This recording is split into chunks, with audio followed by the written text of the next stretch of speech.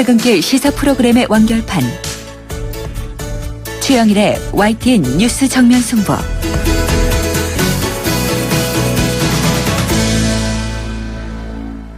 YTN 뉴스 FM 뉴스 정면 승부 2부 시작합니다. 이번에는 보도국 국제부를 연락해서 나라 밖 소식 알아보는 시간인데요. 조수연 기자 연결돼 있습니다. 안녕하세요. 네, 안녕하세요. 네, 오늘은 먼저 시리아로 가보죠. 네. 이 시리아 내전의 최대 격전지로 꼽히는 곳이 바로 알레포인데 알레포에서 정부군과 반군의 전투가 종료됐다. 이런 소식이 들어와 있어요. 어떤 의미인가요? 네, 시리아 내전이 발발한 게 지난 2011년 초입니다. 그동안 정부군과 반군의 전투로 2만 명이 넘게 희생되는 대가를 치러야 했고 네. 양측이 가장 치열하게 맞서온 지역 중 한 곳이 말씀하신 대로 바로 이 북부 알레포였는데요. 4년여 만에 양측의 합의로 알레포 전투가 막을 내렸습니다. 정부군이 알레포 전부를 되찾았고 이에 따라 반군은 서쪽으로 철수할 것을 약속했습니다. 일단 이번 합의로 시리아 내전이 새 국면에 접어들었지만 앞으로의 상황을 주목해야 합니다. 네. 실제로 반군의 철수가 지연되고 있는 것으로 전해지고 있어서 합의를 철저히 이행할지는 미지수입니다. 또 아사드 정권에 저항하는 이 다른 반정부 세력들에는 어떻게 대응해 나갈지, 그리고 아직 알레포 일대에 갇혀 있는 주민들은 무사히 도시를 떠날 수 있을지 이런 무거운 과제들이 남아 있습니다. 네, 자 풀어야 할 무거운 과제들이 있지만 어쨌든 이 격한 전투가 중단됐다. 합의를 이루었다. 이것만 해도 당장은 좀 다행스럽게 여겨지는군요. 네. 자, 말씀하신 대로 이 알레포 주민들 여전히 그래도 전쟁의 공포 속에서 불안한 하루하루를 보내고 있을 것 같은데요. 이 그곳 주민들이 SNS를 통해서 전 세계를 향해서 작별 인사를 전하고 있다. 이건 무슨 내용입니까? 네, SNS나 방송을 통해서 직접 보신 분들도 계실 것 같은데요. 먼저 7살 소녀 바나 알라베드 양이 또 한 번 지구촌을 울리고 있습니다. 바나는 그동안 트위터를 통해서 내전의 참상을 전하며 시리아의 안네 프랑크로 불려왔는데요. 네. 이번에 올린 트위터 글에서 삶 혹은 죽음을 앞둔 나의 마지막 순간이라며 세계를 향해 작별 인사를 건넸습니다. 또 이 한 청년은 폐허가 된 알레포 거리를 배경으로 마지막 영상이 될 것이라고 말문을 열어서 말과 연설에 지쳤다. 이런 짧지만 강력한 메시지를 남겼고요. 또 다른 남성은 세계가 우리를 기억해 주길 바란다면서 언제 목숨을 잃을지 모르는 심경을 전했습니다. 아직 알레포에 남아있는 민간인은 5만 명이 넘습니다. 생사의 기로에 놓인 이곳 주민들의 고통과 두려움은 이루 말할 수가 없는데요. 정부군과 반군의 합의 이행과 함께 유엔을 중심으로 한 국제사회의 중재 노력이 성과를 내서 시리아가 하루빨리 평화를 되찾았으면 하는 바람입니다. 네, 다음 주면 성탄절이고 그 다음 주면 연말인데 자, 우리 지구촌에서 이들을 위한 좀 뭔가 평화를 염원해야 될 것 같습니다. 네. 화제를 바꿔보죠. 이 국내에서도 지금 유심히 지켜보고 있는 소식이 하나 있는데요. 바로 이 미국의 기준금리 인상 여부입니다. 곧 결정된다고 하는데 어떻게 전망되고 있어요? 네, 미국 중앙은행인 연준이 이틀간의 정례 회의를 마치고 통화 정책을 발표합니다. 우리 시간 내일 새벽 서너 시쯤이 되겠는데요. 네. 전문가들은 연준이 기준금리를 0.25%포인트 인상할 것으로 보고 있습니다. 현 0.5에서 0.75%가 될 것이라는 전망입니다. 지난달 실업률이 완전 고용 수준인 4.6%로 떨어진 데다 물가도 중기 목표치인 2%에 근접하면서 금리 인상 조건이 충족됐다는 분석인데요. 금리 인상이 이루어지면은 1년 만에 오르는 겁니다. 네. 연준은 지난해 12월, 9년 6개월 만에 기준금리를 올렸는데요. 이후에 저유가와 미 대선, 그리고 영국의 유럽연합 탈퇴 등의 여파로 지금까지 금리를 올리지 못했습니다. 이번 이후에 내년에는 적어도 2차례 더 금리를 인상할 것으로 전문가들은 예상하고 있는데요.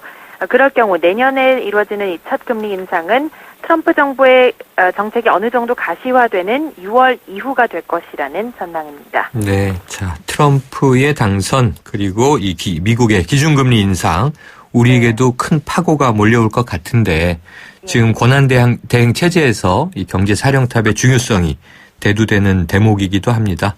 자, 오늘 소식 고맙습니다. 네, 감사합니다. 지금까지 YTN 국제부의 조수현 기자였습니다.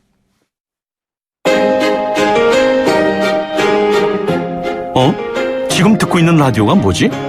아하, YTN 라디오. FM 94.5MHz YTN 라디오.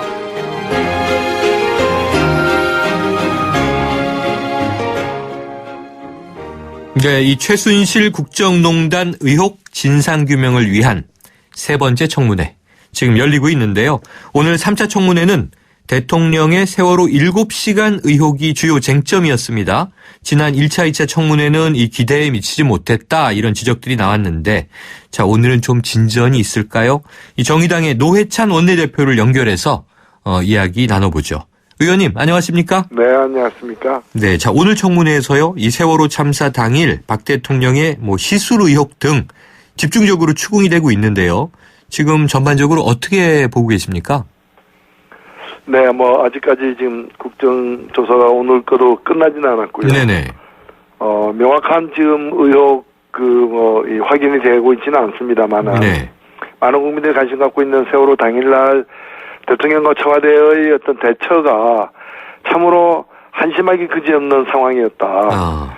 지금 사람이 죽어가고 많은 국민들이 염려하고 그 부모들이 애태우고 있는 상황에서도 대통령에게 전화 몇 번, 문서 몇 번 올리고 어떠한 또 이 대통령의 지시도 제대로 없는 상황에서 여러 시간이 흘러가는 그런 정황이 지금 확인되고 있는 것 같아요. 네. 물론 이제 그 시간 동안 대통령이 뭘 했느냐는 드러나지 않았지만 참으로 우리 국정의 난맥상이 그대로 확인되고 있는 것 같아서 안타깝습니다. 전체적으로 난맥상은 확인되고 있다. 7시간의 의혹은 이제 계속 풀어야겠습니다만. 자, 오늘 16명의 증인이 채택이 됐는데요. 이 중에 청와대 윤전추 행정관, 그리고 이영선 경호관, 또 조모, 이 간호장교죠. 조모 대위 등 핵심 증인들이 우르르 빠져 있습니다. 어떻게 보셨어요? 네, 오늘 빠진 이 세 사람이야말로 현재 공직에 있는 사람들입니다. 네. 예, 그런데 어찌 보면 더욱더 다른 일반 증인보다도 더 나라에서 하는 일에 협조해야 될 위치에 있는 사람들이 그렇죠.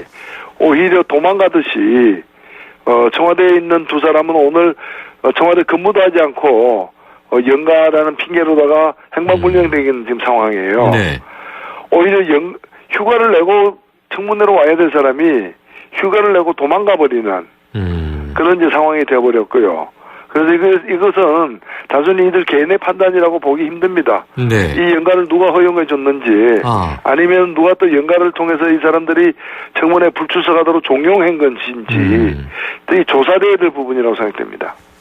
지금 말씀하신 바로 그 대목인데요.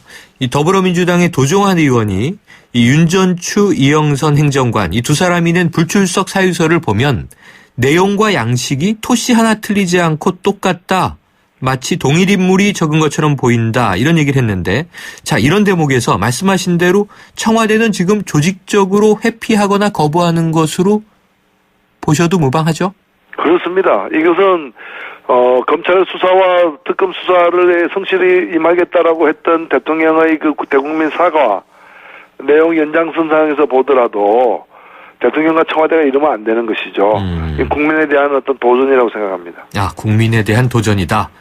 자, 의원님 이 청문회를 지금은 이제 관전을 하고 계신 건데요. 네네. 지금 오늘 하루, 지금까지 이제 오전 오후 지켜보시면서 좀 답답하신 게 많을 것 같습니다. 좀 이런 부분을 더 집중적으로 추궁해야 한다. 저거는 조금 더 파면 이 진실이 나올 것 같은데 혹시 이런 대목 없으셨습니까? 네, 여러 가지 지금 그 지적들이 되고 있는데, 대통령의 그 7시간 부분에서 그러면 그 당시 안보실장이라거나 또 청와대 비서실장이라거나 오늘은 비서실장이 나온 건 아닙니다만은 그 7시간 동안 이제 대통령 하명만 기다리고 아무것도 안 했다는 얘기거든요. 네. 그리고 상황이 이렇게 위급한 데서 대통령에서 말이 없으면은 한 번 더 대통령이 얘기한다거나 적극적으로 대통령의 지시를 얻어내려는 그런 노력들이 없었고, 그냥 자기들은 모른다라는, 대통령이 어디 계셨는지도 모른다는 식으로 모르쇠로 이렇게 대통령이 가장 가까운 측근들이 얘기를 하고 있는 이런 상황을 좀 더 책임 소재를 갖다 좀 더 가리는 그런 질문들이 필요하지 않았는가 네. 보고요. 그 다음에, 나와 있는 증인들도 그 중에 상당히 주요한 부분에 관해서 거짓말을 이렇게 쉽게 넘어가기 때문에 네. 또는 모르쇠로 일관하거나 또 증인들끼리의 어떤 얘기가 정면으로 충돌하고 있는 상황에서도 서로 이렇게 굽히지 않고 있는 이런 것들이 정말 우리나라 공직자나 어떤 사회 지도층 인사나 이 전문가들이 이 국회에서의 어떤 청문회 자체를 너무 이렇게 좀 우습게 보고 있는 게 아니냐. 다른 나라에서는 이 청문회에서의 위증이라는 것은 참으로 그 상상하기 힘든 일이고 네. 엄한 처벌이 기다리고 있는 것인데 네. 오늘 이 순간만 모면하면 된다라는 그런 가벼운 생각으로 임하고 있는 게 아닌가 참 안타깝습니다. 네, 저도 오후에 보면서 참 이게 답답하면서도 궁금했던 대목이요. 오늘 하태경 의원이 질의하던데 당시에 김장수 국가안보실장, 지금은 주중대사입니다만 해군 참모총장은 통영함을 구조를 위해서 출항시키라고 지시를 하고 각서까지 썼는데 이 김장수 당시 안보실장은 나는 막은 바 없다. 그건 해군이 알아서 한 것이다. 그런데 누군가 통영함의 출항을 막았다는 정황이 있는 거잖아요. 네. 그것도 밝혀내야 되는 거 아닙니까? 그거는 그야말로 김장수 당시 안보실장이 네. 당시에 밝혀냈어야죠. 그냥 나는 지시를 안 했다가 출동하지 말라고 내가 지시한 바 없다가 아니라 네. 와야 될 배가 안 왔으면은 왜 안 왔는지를 누구의 어떤 명령 때문에 그것이 올려가다가 말았는지를 그 조사를 지시해야 되고 그 네. 결과를 알고 있어야 될 사람이 본인인데 마치 남의 일처럼 내가 하지는 않았다는 식으로 네. 그 말로서 발뺌이 된다고 생각하는 그 사고 자체가 큰 문제인 거죠. 네, 그러니까 오늘 또 재해 재난에 대해서도 포괄적 안보 개념으로 군의 책임이 맞다고 인정은 했는데 네. 그 당시를 돌이켜보면 김장수 안보실장이 자 청와대는 이 재난의 컨트롤 타워 아니다 이런 말을 했던 적 있지 않습니까? 네. 참 이게 누가 책임을 져야 할지 답답한데요. 자, 오늘 뭐 주로 의료 문제 다뤘으니까요. 이 비선 진료 의혹을 받고 있는 김상만 전 대통령 자문의 이 보안 손님 형태로 청와대에 출입했다 이런 정황, 또 자문의 임명 전에 주치의나 의무실장 배석 없이 대통령을 진료했다. 이건 시인을 했어요. 그럼 네네. 이거 위법 행위가 맞는 거죠? 그렇습니다. 그리고 청와대 자체가 도대체 청와대에 그 군병력은 왜 가 있으며 그 경호실은 왜 존재하는지 네. 어찌 보면 국군 통수권자가 지금 직무하고 있는 장소인데 네. 이렇게 무질서하고 방만하게 운영했다는 점에서 경악을 금치 못하는 상황입니다. 자, 특히 이 박 대통령의 미용 시술로 추정되는 사진이 오늘 한국일보에 보도됐습니다. 이 피멍 자국이 있는 그런 대통령의 사진인데요. 자, 이 김영재 성형외과 원장 필러 시술 같다 이런 얘기를 했다가 나중에는 좀 경솔한 얘기였던 것 같다 이랬어요. 네네. 청와대 의무실은 아무도 모른다고 합니다. 자, 그러면 의정활동하고 계시니까요. 이 네. 대통령의 얼굴에 피멍이 있었다. 이거 아무도 모를 수 있나요? 그 말이 안 되는 거죠. 왜냐면은 그 피멍을 생기게 한 시술을 직접 하지 않았다 하더라도 네. 그 의무실에 있는 사람들은 대통령의 신체와 건강에 대해서 늘 이렇게 관찰하고 어떻게 보면 대통령이 아프다는 얘기 안 해도 어디가 이상해 보인다라고 검진을 해야 될 의무가 있는 사람들이잖아요. 네. 그러면 일반적으로 사진을 통해서도 판별이 될 만큼의 피멍이 들었는데 그것이 어떻게 해서 생긴 건지는 몰랐다면은 네. 도대체 그 의무실은 왜 존재하는 것인지 존재 이유 자체를 갖다가 의심케 하는 거죠. 그러게 말입니다. 참 존재 자체, 존재 이유를 의심케 한다. 이런 말씀 맞습니다. 지금 이 7시간 때문에 뭐 의혹은 분분하고 그동안 청와대 20곡에 해오지 않았습니까? 네. 청와대에서 굿하지 않았다. 산케이 신문에 뭐 연애설 이런 얘기도 막 하면서 아니다 이 기각만 하고 있었고요. 뭘 했는지는 스스로 밝히지 않고 있는데 오죽하면 온라인 공간에는 아주 끔찍한 이야기까지 나돕니다. 들어보셨습니까? 예, 듣고 있습니다. 네, 상상 못한 일들이 워낙 벌어지다 보니까 이 민심이 흉흉해지는 것 같은데요. 자, 그러면 의원님은 7시간 혹시 어떻게 추정하고 계세요? 합리적 의심으로는? 예, 저는 그 7시간이 일단은 정상적인 상태가 아니었다, 대통령이. 대통령이 정상적인 어떤 그러니까 일단 대통령이 근무 중이지 않았다라고 보여집니다. 네네. 예, 뭐 무슨 이유가 있든지는 둘째치고 일단은 근무 중이었다면은 그 상황에서 그런 화급한 소식이 계속 들려오고 네. 그리고 텔레비만 켜보면은 그 생중계되고 있지 않았습니까? 네네. 정말 다들 끔찍해가지고 TV 화면에서 눈 떼지 못했던 상황인데 그걸 보고 있지 않았다는 거죠, 사실은. 그러니까 뭔가 딴 일을 하고 있었다는 거죠. 근무 아닌 다른 일을 네. 그 월요일 날 오전에 그리고 낮에 수요일 평일날 수요일 평일날 그 오전과 낮에 그런 뭘 하고 있었는지 네. 이건 대통령 스스로가 밝히지 않으면 안 되는 일인 거죠. 네. 왜냐면은 그날 다른 일이 없었고 그냥 정상적인 근무 상태였다. 네. 그거 한다면은 그 대통령의 행위 자체가 믿을 수가 없는 상황이 되는 거니까요. 네. 어쨌든 평일임에도 불구하고 대통령은 정상적인 업무 상태가 아니었다. 이렇게 추정을 하셨고요. 네. 어쨌든 뭐 청와대에서는 뭐 20여 차례 보고는 올라갔다. 통화도 있었고 뭐 특공대 투입 지시도 있었다라고 하는데 자 지금 이제 속 시원하게 명쾌하지 않습니다. 오늘 청문회에서 보니까요. 국민의당 김경진 의원은 이런 측면에서 의사들이 앞에 쭉 있으니까 대통령의 이 정신 감정 해봤느냐 이런 질문까지 하더라고요. 네. 당연히 그런 얘기도 나올 수 있는 것이고요. 네. 또 오늘 또 이렇게 사실은 확인된 것 중에 하나가 네. 그 이른바 그 미용시술 담당했던 김영재 원장이라는 사람은 그 부인, 네네. 그 부인이 하는 어떤 그 의료 사업, 그 사업체를 갖다가 여러 정황으로 볼 때 박근혜 대통령이 이 김영재 부부가 여러 번 청와대 방문 들어가서 대통령 만나서 네. 그 대통령의 그 사업에 대해서 관심을 가졌다 그러는데 그 사업을 중동으로 진출시키는데 좀 부정적인 견해를 그 자문을 네. 했던 그 업체. 컨설팅 업체요. 네, 컨설팅 업체 그 사장의 증언에 따르면은 그 사장과 그 아버지, 그 할아버지까지 3대에 걸친 네. 사업체가 모두 다가 국세청으로부터 세무조사 받고 그리고 그 형제들 중에 감사원의 감사를 가지고 카자흐스탄에 있는 그 형제가 감사원 감사를 받고 네. 국정원에서 또 다른 국내에 있는 어떤 개인 회사에 다니는 네. 동생들까지 다 사찰당하는 이게 국정원, 감사원, 국세청까지 동원돼서 3년간 보복을 하는 네. 이런 일이 이게 사적인 일에 그 공권력이 동원되는 그야말로 국정농단의 현주소가 확인된 거거든요. 지금 뭐 의원님 말씀드리니까 무슨 이게 사심 보복 정부 같다는 생각도 듭니다. 그래 참 상상하기 힘든 일이 이제 벌어졌던 거죠. 정부의 말을 듣지 않는다고 3년 동안 업체를 그렇게 괴롭히고 말이죠. 네. 자, 이 청문회에서 새롭게 떠오른 사실이요. 이게 좀 이상합니다. 박근혜 대통령의 건강과 관련해서 이 면역 기능에 안 좋은 징표가 있었다. 이 증언은 우리가 좀 어떻게 받아들여야 할까요? 예, 참으로 끔찍한 일인데, 그래서 그 어떤 그 혈액 검사라거나 또는 그 상상하기 힘든 여러 가지 약들이 투여되는. 네. 대단히 대통령 건강은 한편으로는 보안이지만 또 한편으로는 건강하지 못한 상태에 놓여 있었다는 것은 국가가 그만큼 존망지초의 상태에 있었다는 걸 말해주는 것이기 때문에, 네. 예. 이 부분은 더 정확하게 규명이 될 필요가 있는 부분이죠. 자, 오늘 청문회에 나온 이 증인들 보니까요. 서창석 서울대 병원장, 또 김영재 원장도 마찬가지인데요. 핵심 증인들이 좀 당당하기도 하고 또 좀 빙글빙글 웃기도 하고요.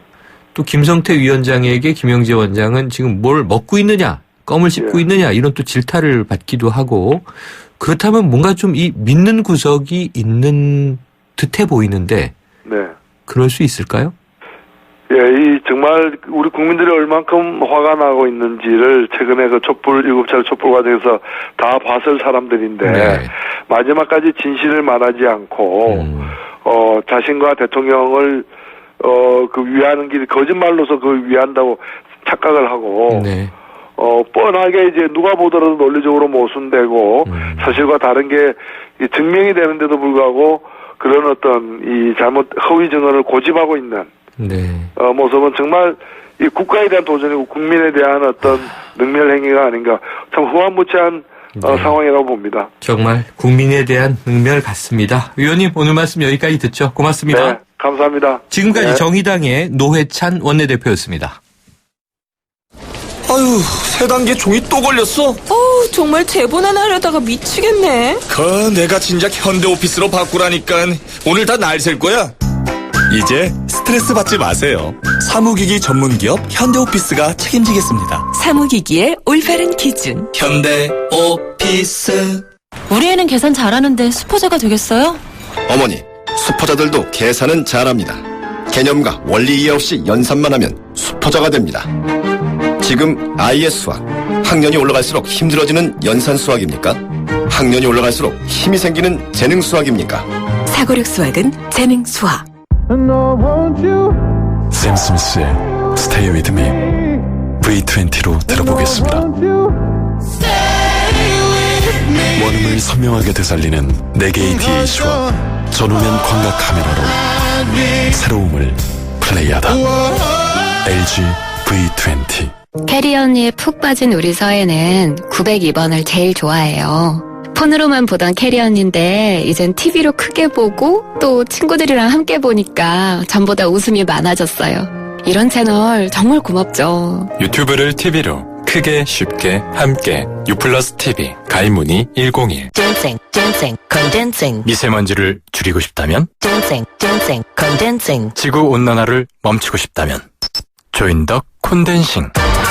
아이들을 위해 보일러를 끄고 콘덴싱을 켜자. 콘덴싱 28년 국가대표 보일러.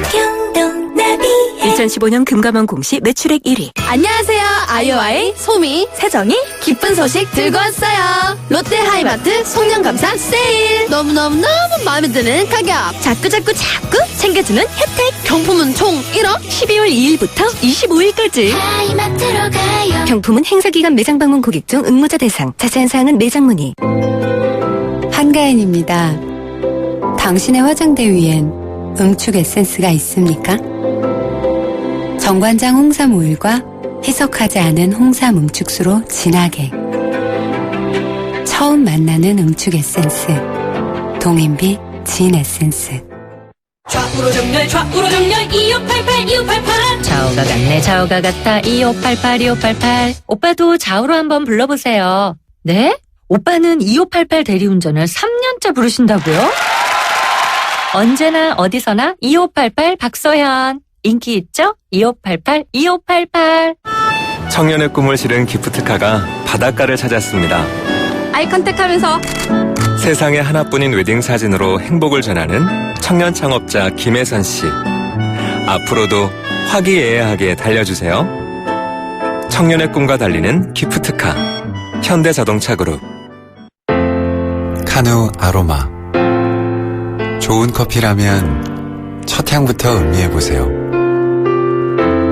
카누의 향은 마시기도 전에 시작합니다. 세상에서 가장 향기로운 카페 카누. 메리 쉐비 크리스마스 12월의 행복 지금 쉐보레 전시장에서 만나보세요. 추첨으로 백화점 상품권 100만원을 스파크 구매 시 콤보 할부로 100만원 할인을. 푸짐한 크리스마스를 선물합니다. 12월 한 달 홈페이지 참조. 콤보 할부 시 할부원금 500만원 이상. Chevrolet Find New Roads. 시작이 방금 나머지 반은 서울사이버대학교. 서울사이버 대학을 다니고 나의 성공시대 시작됐다. 서울사이버 대학을 다니고 나를 찾는 회사 많아졌다. 지금 신입생 편입생을 모집 중입니다. 서울사이버 대학교. 시흥이 꿈꾸던 세상, 이 편한 세상이 옵니다. 트렌디한 맞춤 평면과 테라스로 생활은 더 여유로워지고 소사 원시선의 비전으로 서울을 더 빠르게 누리는 이 편한 세상 시흥을 만나세요. 문의 031-3114-114. 12월 오픈 예정. 대림. 2부 마칩니다. 뉴스 들으시고 3부로 돌아오겠습니다.